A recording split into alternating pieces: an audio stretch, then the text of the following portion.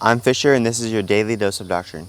Today's reading is D&C 84, verses 77 through 97. And in these verses, the Lord is talking to us, specifically those that are going to preach the gospel. In 77, he gives us a commandment to preach the gospel in his power. And he tells them to go forth faithfully without purse or scrip, which is just means money or food, to prove that they're able to preach. Verse 79 says, "Behold, I sent you out to prove the world, and the laborer is worthy of his hire." He also promises in verses 80 through 84 that those who are faithful in all things and preach, that they will be taken care of fully. They'll be given the strength to preach. They shouldn't worry about food or water or where they get their clothes. And in 82, the very well-known scripture, "For consider the lilies of the field, how they grow. They toil not, neither do they spin. And the kingdoms of the world in all their glory are not arrayed like one of these." And this verse or metaphor is saying that just like the lilies of the field and how God provides for their beauty, if he will also provide for our needs as long as we trust him and are faithful. Verse 83 says, "For your Father who is in heaven knoweth that you have need of all these things."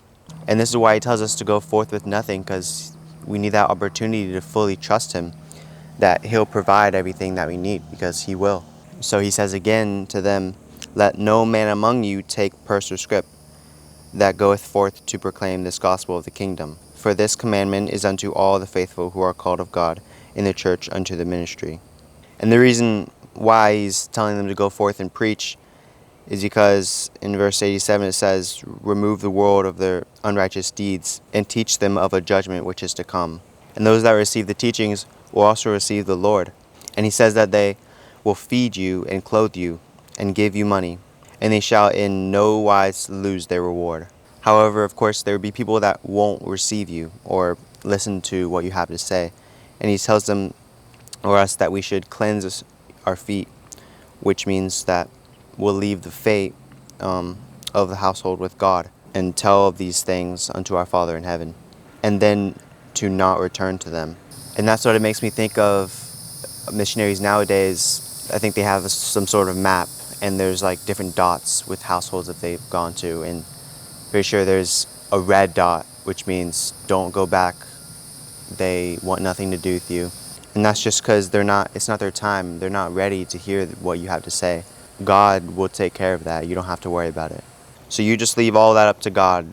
He has a perfect plan for each and every one of us. And the plagues he says he will send will persist until he completes his work. So as we are called to preach his work, whether it's going on a mission or just living your everyday life sharing the gospel, he wants us to be faithful and diligent in sharing his gospel.